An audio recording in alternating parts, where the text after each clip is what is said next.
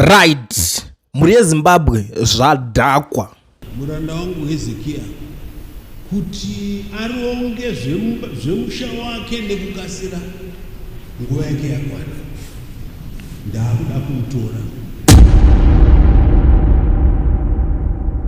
Yamakadai kuteerera panguva dzino ndiyo channel yenyu inonzi Kulian TV apo patinokupai ma-updates nezvinhu zvakasiyana-siyana zvinenge zvichiitika nekutora nzvimbo munyika yekwedu. Ukaona ndawa ndakadai so ndinenge ndakatakura majoka ekare zviri kuitika this time pari kupisa. To be very honest, umwe achangoti B3 vangoti negotsi D kufira ipapa because as it stands right now vanhu vari kungoita zvese vamwe vari kuchikidzirana, vamwe vari kubudisirana munyaya, vamwe vari kungozongolikisa matsamba vachitaura kuti ko waivhayo achifamba ari pasaidi nemukuru ipo mavice president asiri papa, vamwe vari kutaura kuti vice anofanira kunge achinobviswa achiita sei. But without wasting much of your time ndoda kugara ndangokuudzai kuti machinjira kuti masituations ndechekuti zvone kumachechi izvezvi so vachinja chechi haisisiri chechi cheteka yato a podium for politics.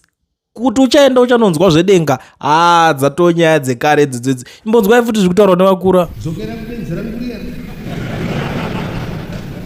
unoritaurira kuti ndanzwa kuchema kwaro saka ndichariwedzera makore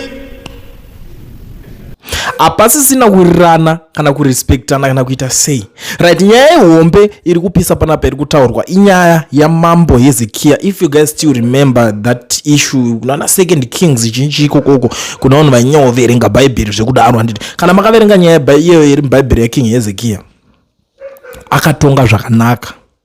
Baba vake vanga vakaisa zvimufananidzo vakavhara chechi, iye ndobva asvika akapwanya zvimufananidzo zviya akavhura chechi yanga yavharwa nababa vake. Zvinhu zvaakaita izvo pamakore akatonga zvakafadza Mwari wacho handiti. Pamakore Hobho anga atonga iwayo ameno more than 25 zvingwenda zvakadaro zvakafadza Mwari wacho.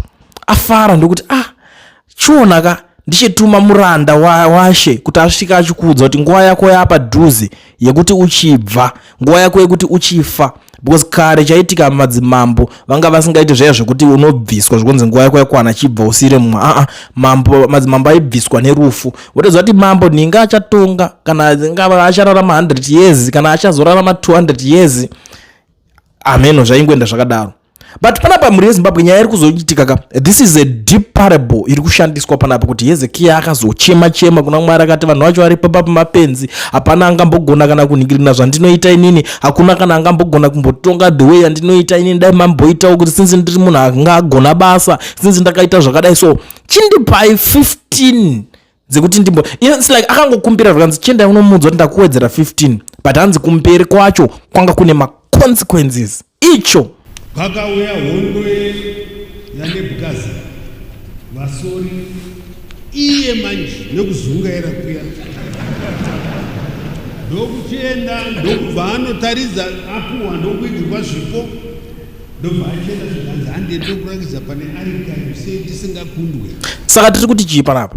To be very honest, without wasting much of the time, toda kuzivisana chokwadi chiri panapa. According to the current situation in Zimbabwe right now, pakaitwa ngekini zviri kuitwa pakudraftwa kwethis CAB3 iyo iripo iyi yadraftwa zvaya zvekuti tikatarisa this current regime iripo yakapinda mushure mekunge yabvisa, yakapinda neoperation restore legacy mushure mekunge vanga vabvisa Mudhara Mugabe Bob Banzi kwacho vabviswa ipapo. So chekutanga chaakuitwa manje muCAB3 ndechekuzoti okay masoja ndo anga nesimba vari kubviswa simba iro kuti vakwanise kunge vachizozviita next time futi. Saka kura kuti hakusina achazosumuka achida kuti ada kubvisa this whole system like zvakaitika murestore legacy meme. Saka taka kutoti chipichi -1 chiri kubviswa. Chechi2 mavice president avo changosvika uchingonzi wakungopinda because ukuziva kuti wakatedzana naaripo kudhara obva onzi iwo ndiwe vice wakupinda iwo. Hakuna futi izvozvo.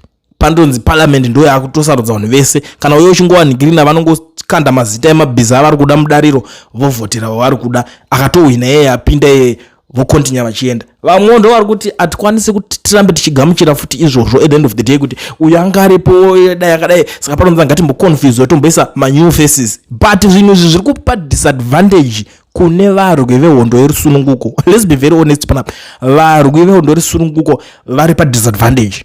Why? Disadvantage iri pakuti wakarwa hondo iwo uchitoziva kuti okay ndiri kusacrifice zvese ndiri kuriska zvese zvandinazvo because back then kudhara kumana kuveronest iwe waiti ukanzwaenda kuhondo iwo kana wanga une mari obvious utozoti mari yacho iri kutoperera futi kuhondo kwacho ikoko because hapanaka watoishanda pasina chimwe chicharamba chichiwedzera income ipapo.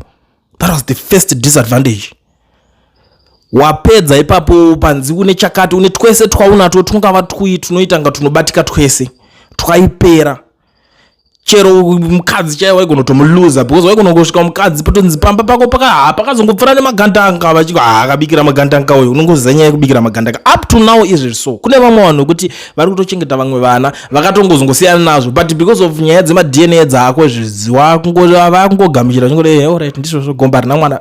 Some of them they even know kuti okay uyu mwana asi wepanapa akangozongoitwa kuhondo ndiri kuhondora ndisipo ini andimuzvo but vanhu vese vabva manje vakuta kuti aiwa isusu tinoda kuti tinge tichiita zvinhu zvatakarambawo zvakawanda wanda zvatakadzingira smith zvakadai tikadaiso saka tauda kuti tiwirirane panapa kuti isusu tochipinda zvine order iwe uchipedza uyo achipindawo line up yavo yese beyanzi gwabam kunenge kusisina zvese zvikuru kuti parliament ndo yakuchuza parliament yeunongoti takumbotora kana tagwirei akarwa hondo ipi nemadzungairira akaita for your own information tagwirei akadzungaira that guy is a certified dzungairwa handizivi kuti why but I don't think that ameno zvazvingori so westa mari zvinhu zvisina nebasa rese mari yacho waibata unongowesta zvisina direction wabuda wadai so uri kungopfachora mari zvisina ablangata hadzisi kushanda hadzisi kudhonza.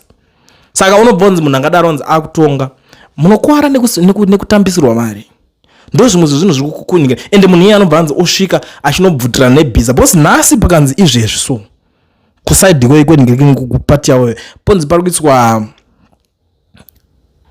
mukanya apa tagwirei apa tungwarara apa poiswa ndiani umwe chero anenge aiswa mohadhi apa poiswa vachimixa mutsvangwa apa potorwa umwe chivhayo sakupwanya apa ana chivhayo sakupwanya vachiri vapfana vadiki nyaya dzekuti vanyanya kupinda unoninga but tikatotaura chokwadi izvo tikada kuzvitarisa saka pakatoiswa mabhiza iwayo vanotanga kungonza because they are not stingy havana kuomera vanongona kutoti polisha anogona kutowana mavhotsi akawanda at the end of the day zvikatoshaya basa but manje ava vatoti aiwa isusu takazonoita one man one vote zvechichichi saka one man one vote yakuita pamuromo because makomrade varuziva kuti vanenge chikamuka kutsosika vanga vakatodrafta chinhu chakuti isusu tichachinja naomana kana tichinzi tiri 50 kana kuti tiri vangani tombotanga tambopedza isusu tese takaita se takarwirira nyika kozosarawo vamwe tinenge tichizomentawo vari kumashure kwedu but history iyo iri kuedza kukatwa maybe vari kuinspirewa nemozambique because mozambique pachayo yakagara yakutokata makosti enyaya idzodzo kuti wakarwa hondo wakazoita sei wakabva vabvozvibvisa daniel chapo aripo ana hondo anoziva mwana mudiki born free crew vakamwa mukaka wemuzvigubhu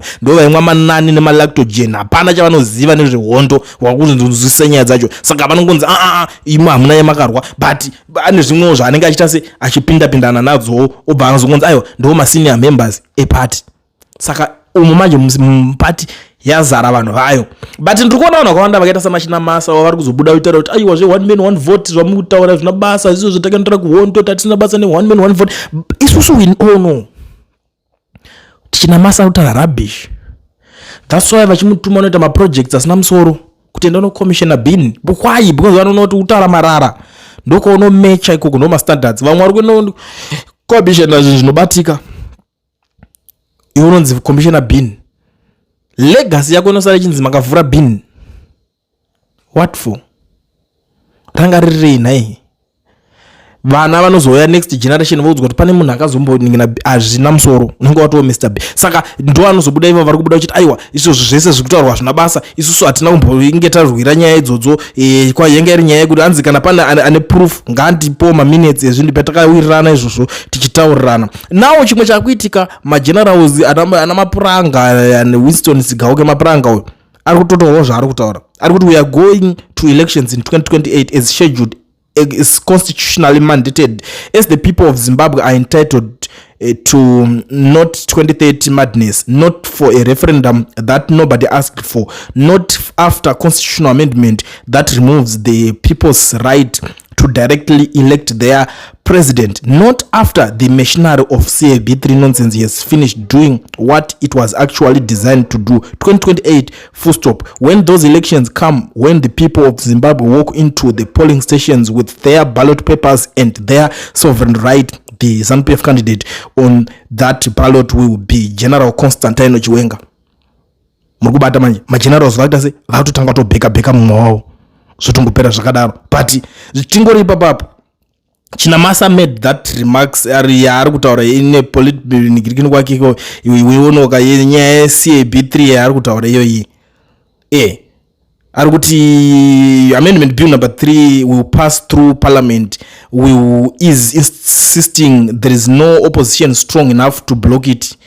So iye ari kuzvitozvisimbisawo taiwa hakuna chinokwanisa kunge chichimisa zvinhu zvese, but nyaya yese noise yacho iri kungodzokera ipapapo pakunzi ndiani akasimba pari kudiwa vane mhasuru dzacho dzekuti vakwanisa kungoningina. Saka nyaya hombe ndo pari kuzotaura kunzi kune yaHezekia yekuti wanga wadherera vanhu vese, ukati hakuna pavanhu vese vati varipo ava ndiani angagona umambo ndandaitawo.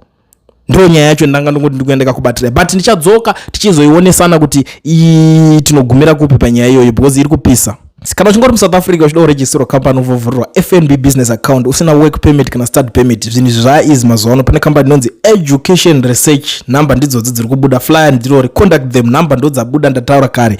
Garai mataura namukoma Owen apo, noti mukoma Owen ndiregisterewo company kana ndirudawo kuitirwa zvinhu zvangu zvinoita sezvinobatika unozodei mangwana. No work permit, no problem, since Education Research is the solution. Vanobatika pa number idzo dzidzi nationwide. Kana uchinge uri Polokwane, uchinge uri ku Cape Town, Port Elizabeth, Durban, Krugersdorp, Kempton Park, Mpumalanga, chero kwese nationwide vanokuitira company registration mukuvhura FNB business account zvokuti hauna work permit haisitori nyaya dzisinangana nedhiri idzo. Contact them, taura nawo mukoma Owen, please help, vokuitira.